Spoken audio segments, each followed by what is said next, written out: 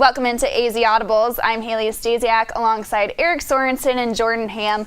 The hot topic for this week is the AIA's approval of year-round practicing. And guys, for me, this is all going to depend on the coaches. It is all in the coaches' hands now.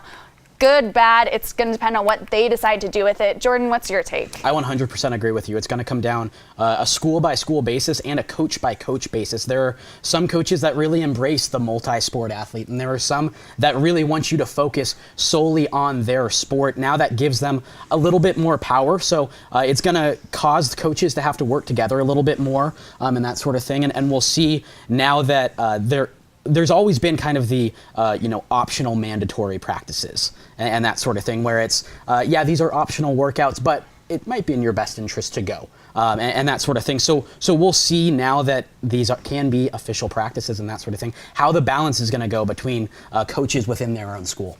We talk a lot on the show about time management when it comes to student athletes. Now that time management is going to be put back on the coaches. How are they going to block off the schedule throughout the year now that they have this open window, which is effective July 1st? I also think it'll be really interesting to see some of these high-profile athletes. What are they going to do? They're usually playing the sport practically year-round, but some of it is at their high school, and some of it is with their club team.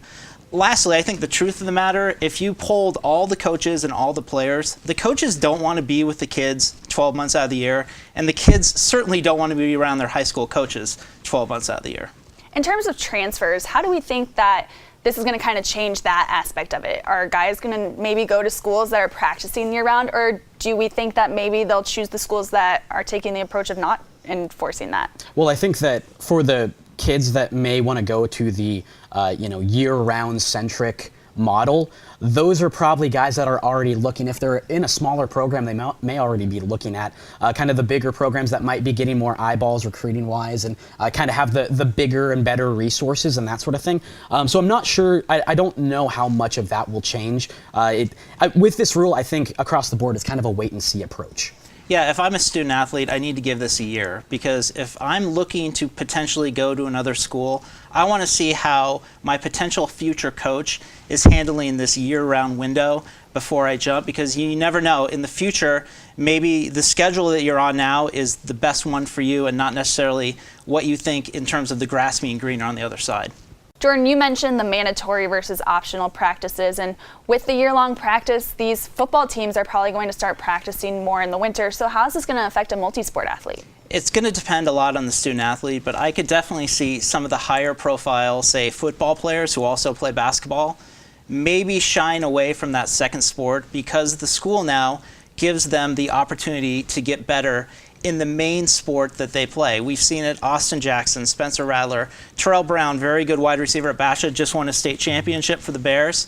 I really hope that these kids continue to play dual sports because college coaches love dual sport athletes, especially ones with really good grades. And to be fair, I think that pressure to, or maybe not pressure, but that having to weigh whether they pursue that primary sport or play multiple sports has always been there. But this could help or kind of tweak some things within that. But I also think as a multi-sport athlete, for a football player, like it's so great to be able to go do track and go do minimal contact and work on conditioning, or these big guys. You looked at Desert Edge this past weekend, Max Wilhite, Tyson Jones, they were just killing it in the discus and shot put and that sort of thing, and probably working different muscles that they usually work rather than being on a football field and that sort of thing. So that's one example of two guys that really stood out, but I think that's something that shouldn't be overlooked by these coaches, as now they have more responsibility and more time with these athletes. We're talking a lot about coaches' responsibility, but what about the burnouts? Do you feel the coaches have a responsibility to make sure these kids aren't burning out on one sport? Absolutely. I mean, this, again, it goes back to time management, and each coach is probably going to handle this new year-round schedule a little bit different. I know they're very cognizant of not burning out these kids. They have a lot of other things going on in their lives besides the stresses of their individual sport. Again, let's just wait and see, and I'm sure these coaches right now are probably looking at their calendar saying, how can we map this out to get the most efficient yet time-sensitive practices and schemes and things in place moving forward. And you always hear towards the end of the football season, you hear these coaches talking about the burnout and making sure that they're fresh for the playoffs and things like that. Now it's just on a bigger scale.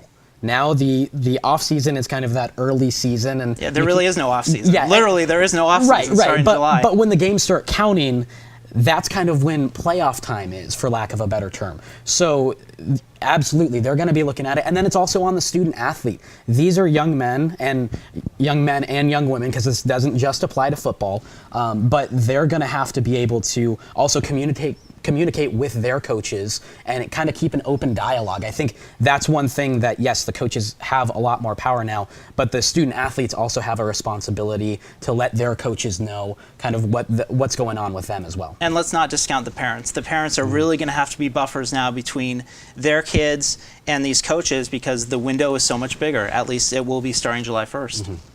That's what we've got for you in this week's AZ Audibles. Be sure to check out Eric's zone read and more of our high school football content on sports360az.com. We'll see you next week.